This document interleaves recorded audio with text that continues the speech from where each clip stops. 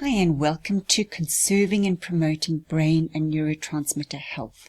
Specifically, we're going to look at how to increase mental acuity and work performance by making one lifestyle change. So my name is Jules Allen Rowland. You can obviously have a look at all my details. I think you've all received and you know my details. I just want to draw your attention specifically to the disclaimer, and I would like you to make note that this presentation is for informational purposes only. Please don't make any changes in your lifestyle without discussing them with your medical practitioner. So I just want to draw your attention to a thought. So when we look at top paid athletes are expected to not only address their athletic skills. So for example, let's say it's golfing, so that they need to look at their physical health and they need to look at their psychological health in order to perform and obviously earn the top dollar that they earn in their particular sport. So what happens is that they are constantly up to date on the strategy, on performance, and obviously their skill through the assistance of coaches, any therapists, dietitians, and obviously any trainers. Top paid executives, however, often only address their particular work demands, in other words, their executive skill. But they're not expected to look at the physical health to effectively carry out their tasks, or their mental health to effectively carry out the tasks. And when you have a look, if you start drilling down to what is required for good work performance, and I'm sure I've left some out here that you could maybe think of that I haven't, but to me, you're looking at obviously your skill and your education. You need to look at your physical health, your mental health, your attitude and your motivation, and of course, good social skills. All of these feed into good work performance. Now, if you've got poor health, then what's the cost to the company? So the cost to the company when you've got poor health is time away from work, so any doctors and hospital visits. Your poor performance, in other words, if you have poor health, you're obviously going to be unable to work to full capacity. There's a financial cost to the company as a result. And of course, what one doesn't consider is that it's often not an isolated situation. If you have poor health and you are struggling with depression, or you're struggling with maybe some sense of aggression, there's going to be social friction, which is going to affect the work performance of colleagues as well. Again, if you start looking at work performance, let's address the causes of poor work performance. And there are obviously a myriad of causes, but they're the overt ones. So the overt ones would be accidents, health problems like cancer or heart attacks, any mental disorders, so dementia, Alzheimer's or Parkinson's. But then there are also the covert reasons for poor work performance. And the covert reasons would be things like age-associated conditions, and we're all going to get older, and we all find that as we get older, we seem to be not quite as capable with some things as we were when we were younger. Neurotransmitter health is a big player in poor work performance. Hormone imbalance. Just ask any menopausal woman how she feels and whether or not she has perfect mental clarity. We all struggle a little bit with brain fog. Obesity and the associated problems, brain fog, poor concentration, and of course depression, how we feel about ourselves and how we can project in our work setting. And the flip side of that coin is the signs and symptoms of a healthy neurofunction, so mental acuity, a stable and calm mood, social stability, so how we interact with our colleagues, motivation, are we self-motivating or do we need somebody to crack a whip behind us? How well can we concentrate on any particular task that we need to? And how much energy have we got? How much, not only high energy, but endurance to be able to push through, perhaps even working late and getting whatever work needs to be done in a timeliest fashion. And the flip side of that, of course, is signs and symptoms of pure neurological function, anxiety, low motivation, struggling to concentrate, migraines, depression, poor impulse control, so people who have anger issues, poor stress management, and of course what goes with all of that is poor physical health. So what we're going to have a look in this particular presentation, we're going to address neurological health. Physical health, obviously, you're going to go and have a chat more with your primary practitioner, but I want to go through neurological health and as it relates to the workforce and what we can do about addressing our neurological health. And what we're going to do is we're going to look at the one change that has the greatest blanket benefit on making sure we have good neurological health. So what are the obvious contributors to poor neurological health? Overt disease, as I've mentioned, neurotransmitter imbalances, and I'm going to talk to you a little bit about neurotransmitters in a short while. Insulin imbalance. So insulin imbalance not only creates issues like diabetes, but insulin imbalance has got more subtle problems like weight gain and brain fog and it affects our neurotransmitter balance, but that's particularly what we're going to discuss in this presentation. Systemic toxicity. Any low-grade infections, so for example, low-grade candida or any low-grade parasite infections, often these are so low-grade that we're just aware that something is wrong, but we can't really pinpoint exactly what it is. EMFs, we're exposed to 5G, we use our cell phones all the time, we are surrounded by an electromagnetic field that for some people, particularly if they're sensitive to it, there's a definite physiological response in their body. Pollutants, and of course stress and HPA imbalances. So I would like to, at this point, just offer you all a free assessment. So you will find that there's a neuro assessment. This is really for your own use. So you're going to just circle on your neuro assessment any signs and symptoms that you may have, and you'll be able to see when you circle those whether or not they relate to particular neurotransmitter imbalances. But in addition to that, there's a system questionnaire, which if you'd like to fill it in, and you can give that back to me with your contact details, and I will evaluate your system questionnaire and get back to you with an overview of your health as it stands now. So this is what your neurotransmitter assessment looks like. It's a bit of a cheat sheet. Obviously, in a situation like this, it's really an overview. And the supporting compounds are helpful, but sometimes, more specific care is needed, in which case you're welcome to come to me if you need help. But otherwise, the supporting compounds are generally helpful for neurotransmitter health. So now, what has the greatest negative impact on brain health? And what that is insulin and sugar exposure. So insulin imbalance, we call that insulin resistance. And insulin resistance is a primary contributor to neurotransmitter imbalance.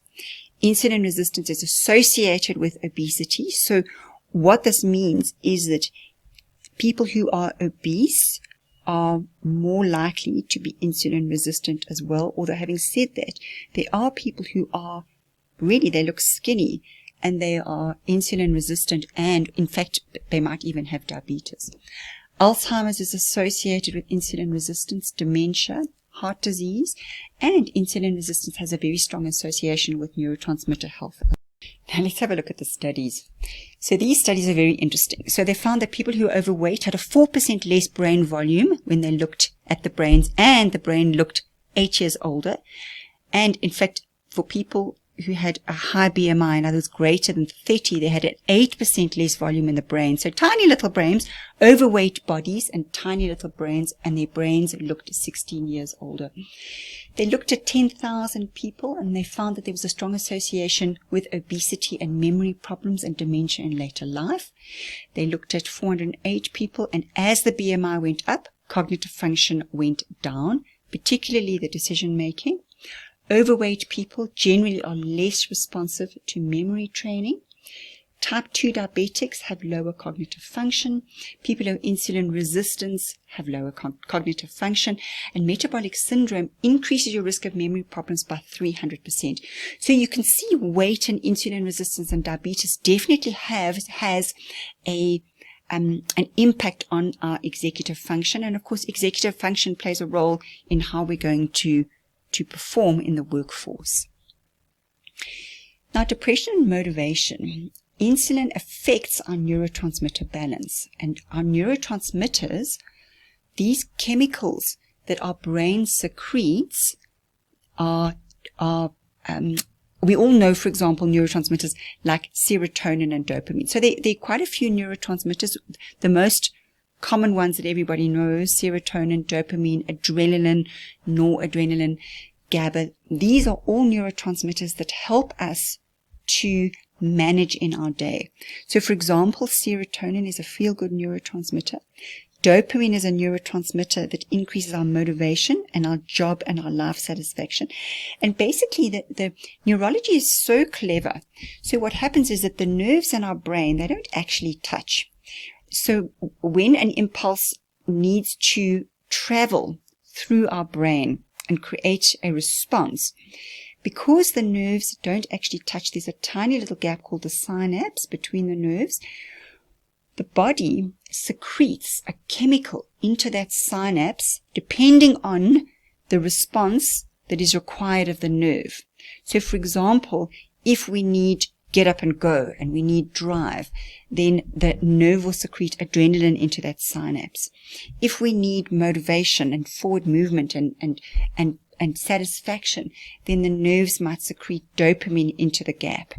So it is really phenomenal the way the nerve somehow knows which neurotransmitters to secrete into the synapse depending on what the brain needs to do. So depression and motivation are both associated with those neurotransmitters, and whether or not the right neurotransmitter and the neurotransmitter is healthy, so that when it's secreted into the gap, the nerve impulse has the response that we actually want it to have. So excess insulin not only makes us fat, but it makes us depressed and dumb as well. So how does insulin affect our neurotransmitters? So what happens with insulin? It influences something called the large amino acid transporter. This is like a bus that carries the amino acids into the brain to form the neurotransmitters. So it changes, insulin affects what amino acid goes into the brain, and this changes which neurotransmitter is actually synthesized in the brain. So, for example, the amino acid tryptophan is responsible for producing serotonin, and the amino acid tyrosine is responsible for synthesizing dopamine. And serotonin and dopamine are neurotransmitters that have a different response in the body, or a different response in the brain, I should say. What does it look like when our dopamine is balanced? So our dopamine is responsible for our sensation of reward and pleasure. It assists in our memory. It assists in our motivation, our attention and focus. So when we've got more dopamine, we are able to pay attention, focus more, concentrate more. It influences our ability to learn, and it plays a role in cognition. Now, both sugar and alcohol trigger dopamine. And what happens is that both sugar and alcohol, when we consume sugar and alcohol, we get a pleasurable response. So that reward and pleasure center is triggered in the brain by the dopamine. And of course, we want to do it again. So that's why sugar and alcohol can be addictive, because that sensation that neurotransmitter flood produces in our brain makes us want more and more of it. Now, high dopamine may trigger aggression, and we can become dopamine resistant. So in the same way we can become insulin resistant, we can become dopamine resistant as well. And I will talk to you later about insulin resistant and how we can become insulin resistant. If we're looking at serotonin, another neurotransmitter, what does it look like when we have balanced serotonin? So increased serotonin actually has some deleterious effects in the body. So if it's not balanced, it can lead to osteoporosis. Increased serotonin leads to nausea. So for example, if people are constantly nauseous, it could be excess serotonin. It's involved in blood clotting, so it's important for that. It affects bowel regulation. So, for example, it affects whether we're constipated or not, because 80% of the serotonin is actually found in the gut. So that's why, because so much is found in the gut, it does actually affect how we manage our gut action. And low levels of serotonin obviously increases our depression and anxiety. It causes poor impulse control. So, for example, we may have anger issues, it causes irritability, and it influences our sleep patterns. And we all know too, when our sleep patterns are influenced, if we're not having good sleep, then that gets a rebound effect too on our irritability, our concentration, and how well we can manage in the workforce. If we're looking at depression in a little bit more detail, because insulin affects our neurotransmitters, and serotonin and dopamine are neurotransmitters, of course, these neurotransmitters, insulin now affecting the neurotransmitters, is going to affect our mood and our motivation. So the two, they all just follow on from each other. So neurotransmitters basically are brain messengers, and they're divided into two types: excitatory neurotransmitters and inhibitory neurotransmitters. So the inhibitory ones, for example, are serotonin, GABA, and dopamine. Dopamine actually works as inhibitory and excitatory. The more excitatory ones, of course, are dopamine, as I mentioned, but noradrenaline, so norepinephrine is the same as noradrenaline, adrenaline or epinephrine, glutamate, and aspartate. Now, glutamate, we know, often if we have MSG, monosodium glutamate, that's actually, we are ingesting then an excitatory neurotransmitter. And if we have a lot of exposure to fast foods and MSG-loaded foods, we really overstimulating our nerves. So we're overstimulating the neurotransmitters that excites the nerves. And it's a little bit like sitting in your car and your car's out of gear and you're just constantly revving the engine. You're basically going to burn your engine out. And overexposure to excitatory neurotransmitters such as glutamate and aspartate, actually, aspartame, they can both burn out the nerves.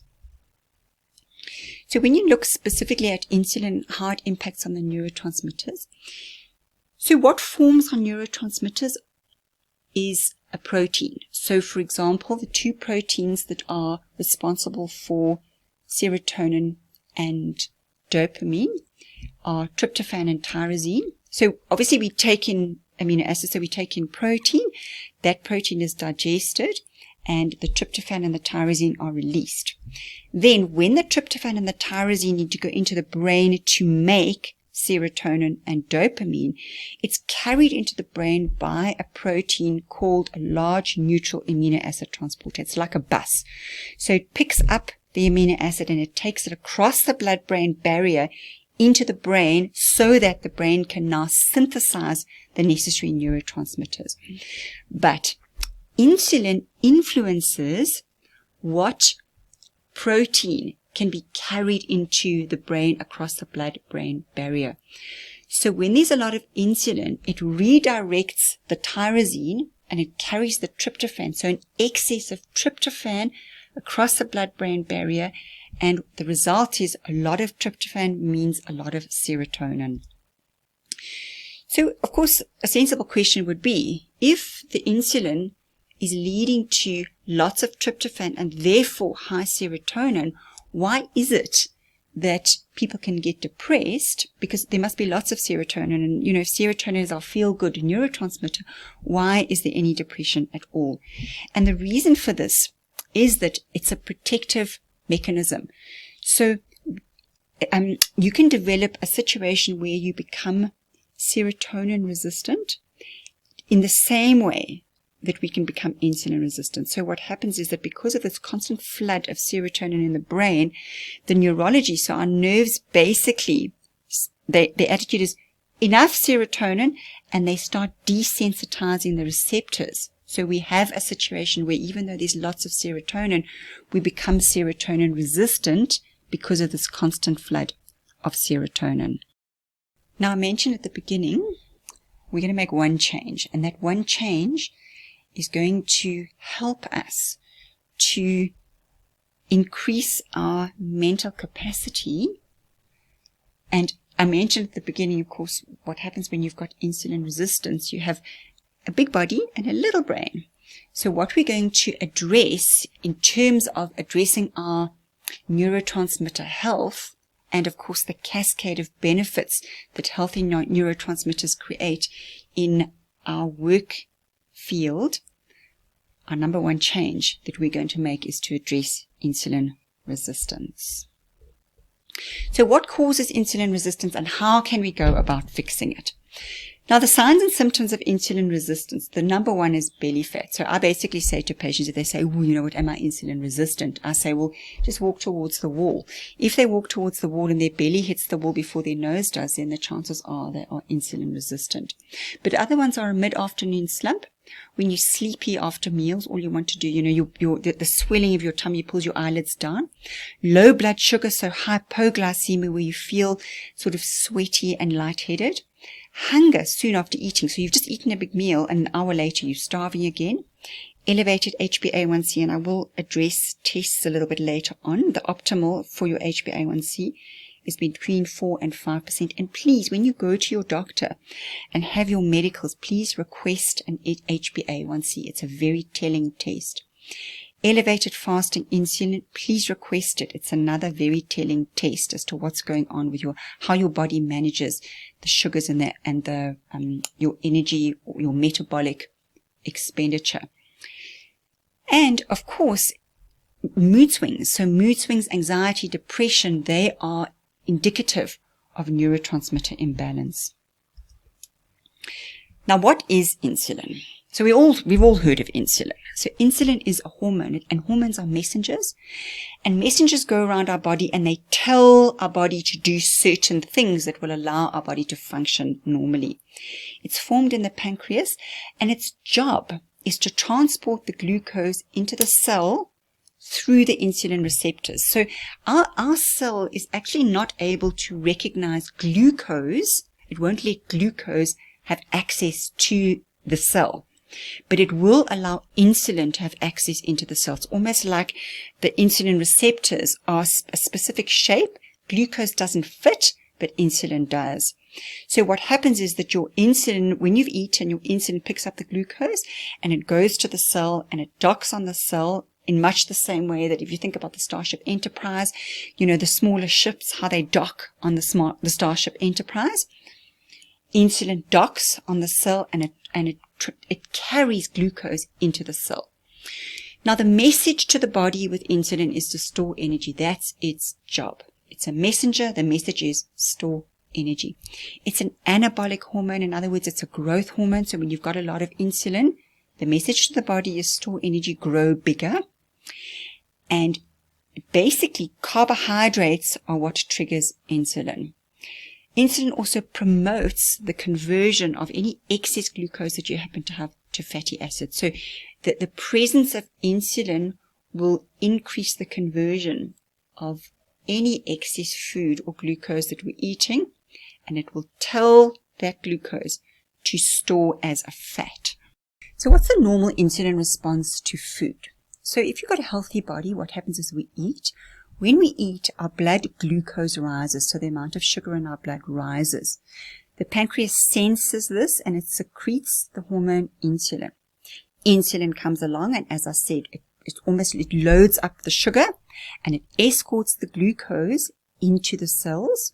Once the insulin has escorted the glucose into the cells, your blood glucose decreases. In addition to this process, it also triggers some leptin. Leptin is another hormone, and the leptin levels rise. As soon as the leptin levels rise a little bit, it tells the pancreas, okay, food has come in. You can actually stop secreting insulin. The pancreas stops secreting insulin. Within the cells, there's a little organelle called the mitochondria. Within that mitochondria, the glucose is converted to ATP, and ATP is the energy currency that our body can use. Soon as the ATP is produced, the glucose in the cell decreases, and then this triggers our hunger again. And so the process goes round and round. When you're looking at an insulin-resistant response to food, so those people who are insulin-resistant, what happens in their body? So they eat and the blood glucose rises as normal. The pancreas responds and it triggers insulin, so all good. But now what happens is that because there's been such a constant exposure and flood of insulin over time, it's not something that happens instantly, the cells just refuse the insulin. So it's almost a little bit like when your children are nagging you. The cells, you just become deaf to the noise. The cells are the same. They just become deaf to that insulin response. So now what happens is that now the insulin is knocking on the door and saying, listen, let me in. And the cells are saying, no, thank you very much. We've had enough of insulin, so the door's closed. So now in your blood, your sugar is still high in the blood, and now you've got all that insulin in the blood too. The glucose is now not carried into the cell, so your cell becomes functionally starving because it doesn't have an energy source in the mitochondria. The higher levels of blood sugar triggers more insulin because now the pancreas knows, the initial flood of insulin didn't work, so it'll put out more insulin. The excess glucose is stored as fat because what is the body going to do with it? The body needs to store it somewhere.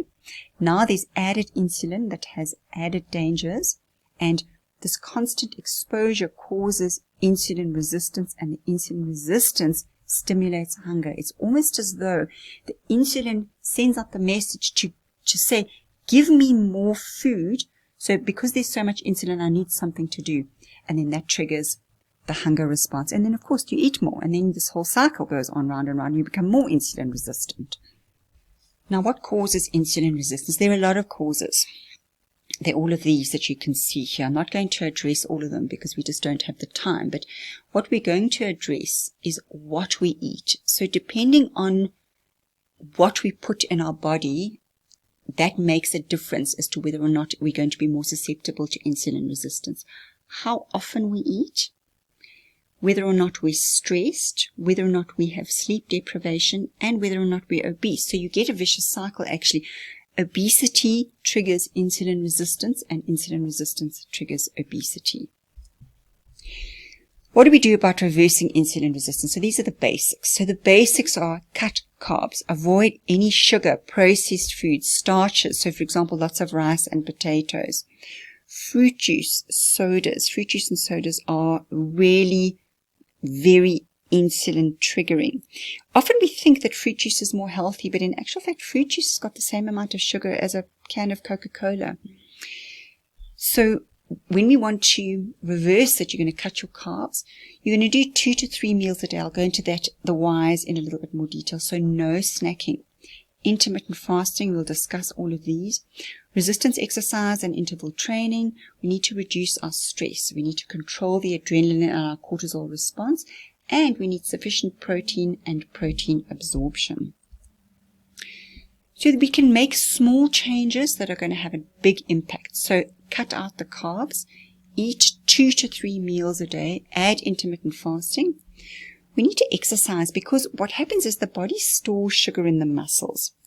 Now, the body can actually use that stored sugar directly. It doesn't need to be processed through the liver. So when you exercise, your body's going to pull those stored sugars out of the muscles so that your muscles can actually work. And this is a good thing because when we eat, if we've got a little bit of excess glucose, which we always do when we eat, our body then has a repository where it can put the excess glucose. If we don't exercise, then our muscles are really saturated with sugar. We call that stored sugar glycogen. It's saturated in the muscles. And then when we eat, where's that excess going to go? It can only go and be stored as fat. Some of the small changes like correct supplements help our body to promote the proper functioning of insulin and, of course, get proper sleep. It's really, really important. And, people who struggle with stress and they don't sleep well, very, very often they start getting belly fat. And they can't get the belly fat down. And if we don't address the stress and the sleep almost as a primary, then even if you only eat half a lettuce leaf every single day, if you're sleeping badly and you're very stressed, one can't understand it because you're eating so little, but you're still gaining weight. First of all, cut out the carbs. So as I mentioned, you're going to cut out all cool drinks, fruit juice and sodas. Eat food that looks like food. So when you look at your plate, the food must look like food. So not processed. Wheat Bix don't look like food. They look like cardboard. So you're going to cut out all processed foods, cereals, breads and pastas. Eat lots and lots of vegetables. Vegetables also supply the minerals and the vitamins that our body needs to actually burn energy. So if, for example, you're wanting to lose weight, it seems strange, but the more you eat of the right foods that are very high in nutrients, the more your body is able to increase your metabolic rate and burn that fat. You need to have protein at every meal. Protein helps to blunt the insulin response, and protein is very important because protein helps your body to repair in the natural wear processes that just happen every single day. Eat 3 decent meals a day. It depends on whether you're intermittent fast. I'm going to talk to you about that now, but it's really 2 to 3 decent meals a day. No snacking, so nothing between meals. Not even just a cup of tea with milk. You can have a water and rooibos tea, but you really want big gaps between your meals, so where your body has no food coming in, so it has the opportunity for the natural metabolic processes to work to full capacity. You want to eat lots of fiber, because fiber helps you feel full, so you don't tend to eat rubbishy foods. And, very often the highly processed foods have no fiber, and then we wonder why, we don't have that full sensation. So, as I said, you're going to eat 2 to 3 meals a day with no snacking. Now, why is this important? So remember I told you that insulin is a messenger. It tells the body to store energy. So if you're eating between 5 and 6 meals a day, even if they're really, really healthy meals, what happens is that you have a constant exposure to insulin throughout the whole day. Now, very often the sort of rule of thumb is, what you need to eat 5 to 6 small meals a day because it balances your insulin. Well, it does balance your insulin, but the problem is it balances your insulin with that constant presence of insulin. And insulin, definitely, that constant presence of insulin increases your chance of developing insulin resistance. So, if you have a look at this little diagram, if you look in your day, there's insulin throughout the whole day. So there's no chance where the body can actually start pulling the stored energy, because the message is always keep storing energy, keep storing energy, keep storing energy. So for example, if you go and you run a marathon, or you go to the gym and you do a workout and you've got your energy drink, and because of your energy drink your body's exposed to insulin, you are not going to lose 1 ounce, because the message that the insulin is giving your body is to store energy and not to lose it. Whereas if you have 3 meals, or 2 to 3 meals, there are gaps in the day where there's no insulin impact. And if there's no insulin impact, it actually helps to remove that constant message to the body that says store energy. It allows the body to release another hormone called glucagon. And glucagon is a hormone that tells the body to burn energy. So the pancreas actually also produces glucagon. So it has 2 hormones, insulin and glucagon. It doesn't secrete them both at the same time. So if your pancreas is producing insulin, it's not producing glucagon, and vice versa. So glucagon tells the body to burn energy. So you need big gaps from the insulin impact so that the message to your body can now be burn energy and not store energy. Now, the benefits of fewer meals. So instead of eating all the time, there are benefits in the body of fewer meals. First of all, there's less insulin bathing the cells. And remember I said that constant bathing of the cells of insulin causes the cell receptors to desensitize to the insulin. And then the insulin just doesn't work properly, and it can't carry the glucose into the cell. And this reduces our risks of developing insulin resistance. If the body is not producing this constant exflux of insulin, there's less chance of pancreas burnout. And again, if we use the car analogy, if you sit in your car and you're constantly revving the engine, and the engine's having to have all this output, the pancreas is the same. If there's constant output of insulin, the pancreas has a chance to burn out. It also allows the blood glucose to drop, and when the blood glucose drops, and there's no insulin, it stimulates the glucagon, and glucagon is your fat-burning hormone. And now the body's going to burn fat as the fuel because there are no carbs coming in. Of course, we want this, especially if we're carrying a little bit of extra fat around our hips. We want our body to start burning fat rather than burn an immediate supply of insulin and of glucose. Okay, so we've looked at the solution from a dietary perspective. In other words, 2 to 3 meals a day and no snacking. But let's start fine-tuning the body's response to insulin and how much we can limit this. So the two we're going to look at now, the two solutions, are going to be intermittent fasting and the form of exercise. So the benefits of fasting. So when you fast and there's no food coming in, it stabilizes your blood sugar. And of course, if your blood sugar is stabilized, your insulin is going to be minimal as well.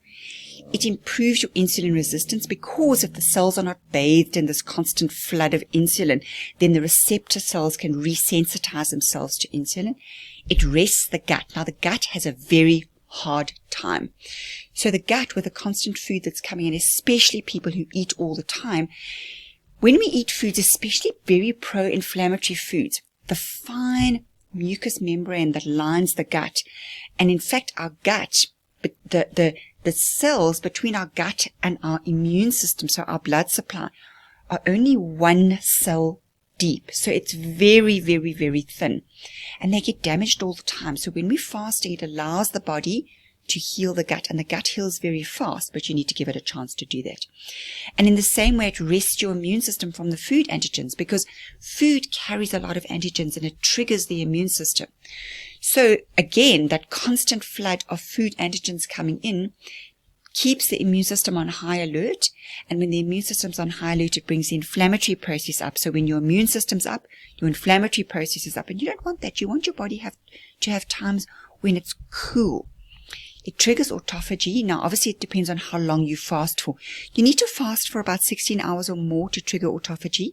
And autophagy is the name that's given to the cleanup that the body does naturally when there's no food coming in. So the body has an instinct to feed itself. And when there's no food coming in at all, what the body does, the first line, is to look through the body for old, broken down cellular components and eat those first. And it's a great way of cleaning out old cells. And it's a little bit like, let's say you order in pizza, and you order in pizza every single day, and the pizza boxes start piling up. Eventually, at some point, you must stop ordering pizza so that you can clear the boxes away. And the body really does that naturally, and the process is called autophagy. So it boosts fat burning, as I explained with the glucagon. The glucagon is the fat-burning hormone that the pancreas secretes. It reduces your cancer-causing hormones. So these are, insulin is a cancer-causing hormone in with a high intake or high secretion, leptin and insulin like growth factor 1. It protects the brain function, specifically brain-derived neurotrophic factor, and it strengthens the neurons, which is fantastic. This is exactly what we want. And it reduces random oxygen species that are free radicals, and that free radicals are very damaging to cell membranes and cell components. So exercise, of course, is extremely beneficial in the body. Now, many people go to a gym, or they perhaps jog, or they do exercise at least 3 or 4 times a week anyway, which is fantastic. But for those of us who are too busy, you've got busy work schedules, you can actually exercise for 1.5 minutes several times every day and have the same physiological benefit in the body as somebody who exercises less frequently, but for longer periods. We call these interval boosts, and an example of an interval boost would be, you get up in the morning while you're waiting for the shower to heat up. You run madly on the spot, legs pumping, arms moving until you feel out of breath. It's about 30 to 45 seconds and you've done your first one. You get to the office, there's stairs. Instead of taking the elevator, you run up and down the stairs until you've got your heart rate going. That would be interval number 2. Lunchtime, you do a quick jog up and down the stairs. When you get home, you run madly on the spot, or let's say you like dancing, you put music on and you dance madly, or whatever floats your boat. And you do maybe your last one just before dinner. Don't do them just before you go to sleep, because otherwise you're going to stay awake. And really the exercise promotes the muscle uptake of the sugar. So remember I said to you that the muscles can burn the stored glycogen directly. It doesn't need to go through the liver. And it doesn't necessarily trigger insulin to carry the sugar into the cells. The muscles can actually burn that sugar directly without insulin input. So when you exercise, it's clearing that stored glycogen from the muscles, so that when you eat again, there's space in the storage repository so that your sugar can then be stored there. So really the muscles are more permeable to sugars when you are exercising, and when you're exercising regularly, you just get a little burn up in the muscle and it increases the space and of course the permeability of the muscles. Now, stress response. Stress response is really, really important. When we're stressed, the body is stress adapted. So let's say, for example, we're in a situation, we're going for a walk and a dog runs out of somebody's driveway and the dog runs at you. What happens is you get an instant flood of adrenaline because the body is going to prepare for the emergency. And the body prepares for the emergency with an instant fight or flight or freeze response. So obviously with dog running at you, probably flight is going to be your best option. But in order to do that, the body prepares the muscles. So it closes off the blood supply to the prefrontal cortex because you do not need to think when you're under attack. You just need to respond. It floods the blood into your extremities, and it actually closes off the blood supply to your gastrointestinal tract. That would be your stress response. Whenever adrenaline is released, the body releases cortisol as well.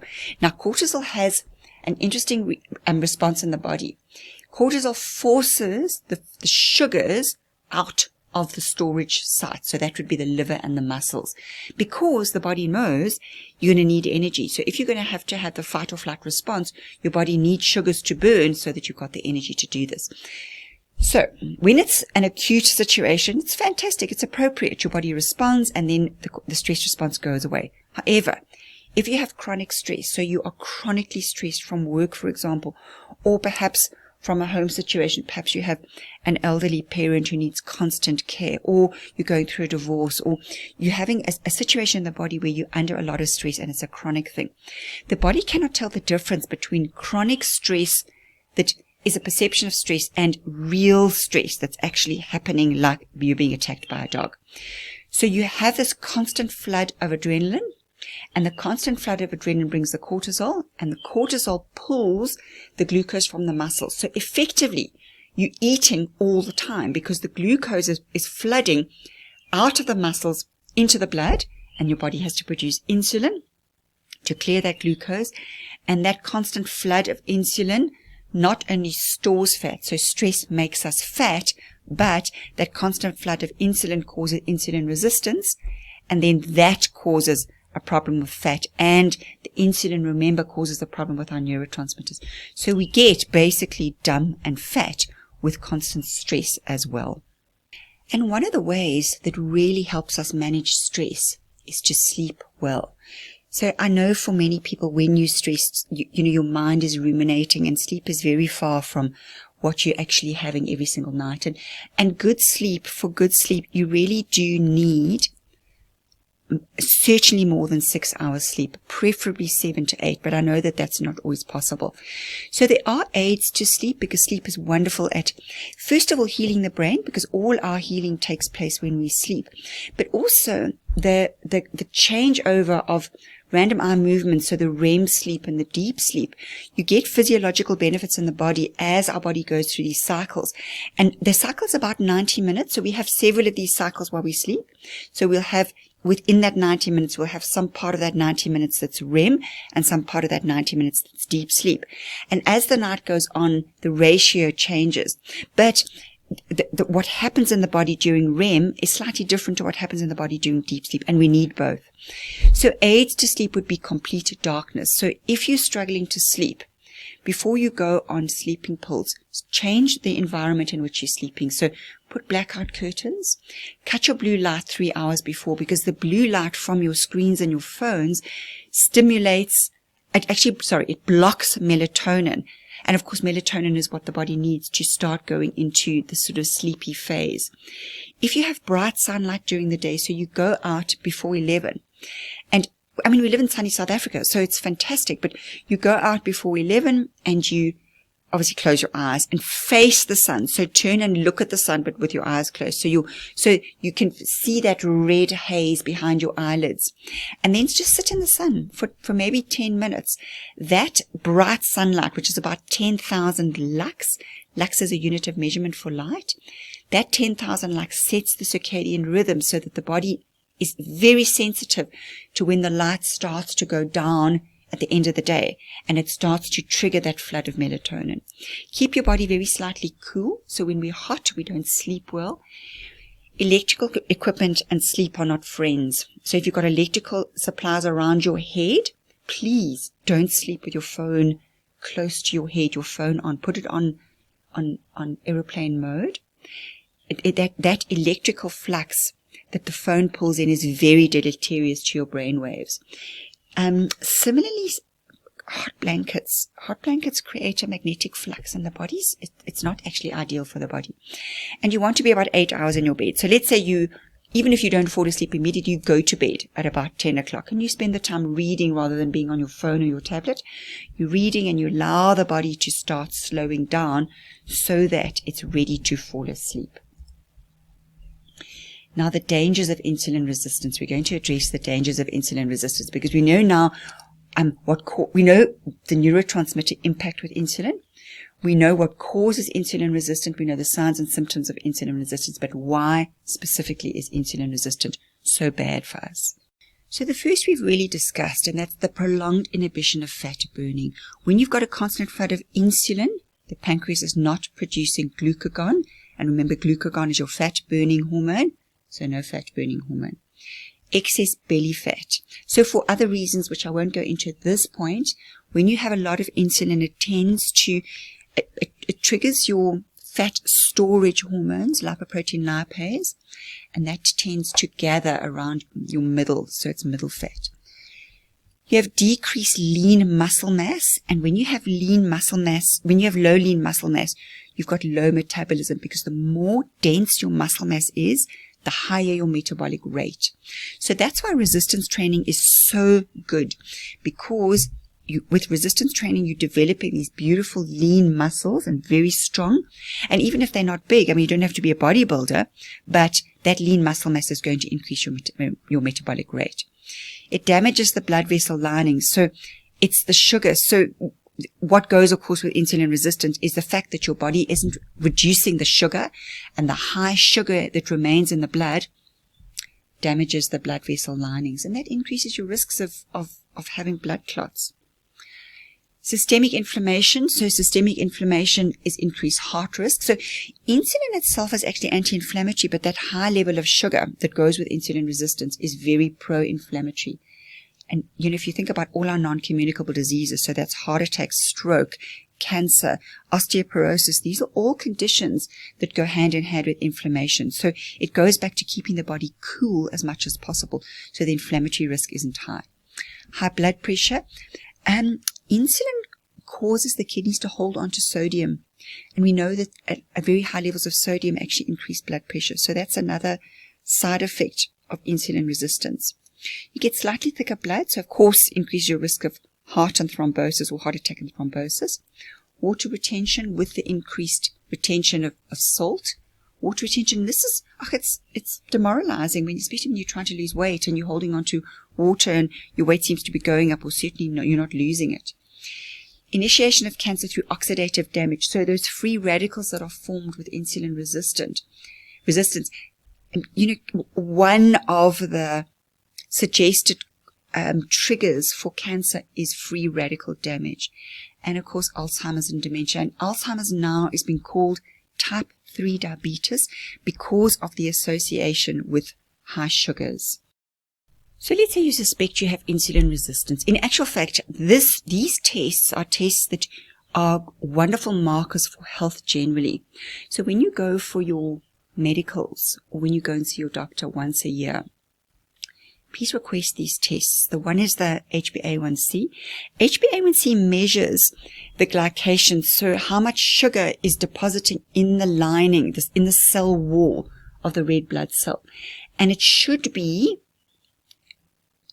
less than 5% as a minimum, usually between 4.5 and 5%. It's generally the medical profession will say that if it's up to 5.5%, that's acceptable. But the problem with when it starts creeping up from above 5%, it starts, as we get older, it doesn't get better. So it's always a good idea. If you're on at about 5.3 even, you need to start making lifestyle changes that are going to keep it at 5.3 or bring it below 5.3. Fasting blood sugar. I'm not really pro fasting blood sugar because your fasting blood sugar can show normal for 15 years while you're insulin resistant. So I just think it's a little bit of a waste of time, actually. Fasting insulin is far more important because fasting insulin also should be below 5. And fasting insulin is really more telling to see whether or not your body has this constant flood of insulin. Vitamin D. High-sensitive C-reactive protein tells one how inflamed the body is. You want your high-sensitive C-reactive protein to be less than 1 if you are male and less than 0.5 if you're female. And genetics, some of the SNPs, I won't go into them in this talk because it's more complicated, but they're very good tests to have. I just want to touch on a healthy gut because remember I said serotonin, a lot of our serotonin, 80% in fact, is made in the gut. So our mood is very associated with the health of our gut. So our gut not only creates our neurotransmitters, it creates quite a few of our neurotransmitters in actual fact, but the utilization of our neurotransmitters also happens in the gut. When we've got very high serotonin, it causes irritable bowel syndrome, so it causes sensitivity in the gut. So those people who struggle with gut issues, they need to address the serotonin, address what's going on, because remember I said you can also then have a situation where you become serotonin resistant in the same way you can be insulin resistant, and in fact you can be dopamine resistant as well. And a lot of these have a manifestation in the gut with that sensitivity of the gut. And the whole field of healthy gut approach is neurogastroenterology, where they're looking at what's happening with the nerves and the health of the gut. So what I would suggest is that you have probiotics. Now, probiotics are not just for when you are on antibiotics. You really need probiotics every single day, but you need a mix because the gut likes variety. So it's, again, not just about taking a pill. First of all, they're very expensive. But secondly, the problem is with the pills is, let's say you decide you're going to go on the 8th strain. That's only 8 strains of gut bugs. We need, for a healthy body, we need 2,000 different species in our gut. So if you are taking a probiotic, you need about 50 billion CFUs. CFU stands for colony forming units, about twice daily for gut reinoculation. But it's best to take it in a fermented food source. So something like kimchi or kefir or kombucha all provide natural probiotics. For insulin control, chromium polynicotinate and magnesium both help the body utilize insulin best. So it helps the receptor sites. It helps the insulin dock properly on the receptor sites. Vitamin D, a minimum of 3,000 international units daily. You know, if you look at the mixed vitamin D, sometimes they've got 400 international units. Really, it doesn't even touch sides. Look, at the end of the day, we live in a wonderful country that has lots of sunlight. Get out in the sun. That's the first prize. But again, when you're really busy, very often, how do we get a chance to get out in the sun? We don't have the time for that. The calcium, it depends on how old you are. Calcium, very often we get enough calcium from our diet. To supplement with calcium can be problematic because if you're not supplementing with vitamin K2 as well as the calcium, the body doesn't know where to lay down the calcium, and then you get calcification in the carotids and in the vessels. So calcium, generally before you supplement with calcium, I recommend that people get a bit of help with regard to whether that's the best plan for you. So thank you so much for listening. Thank you for your attention. If you've got any questions, please, you're welcome to email me on health@liveto100.co.za or visit the website, or of course we can chat now.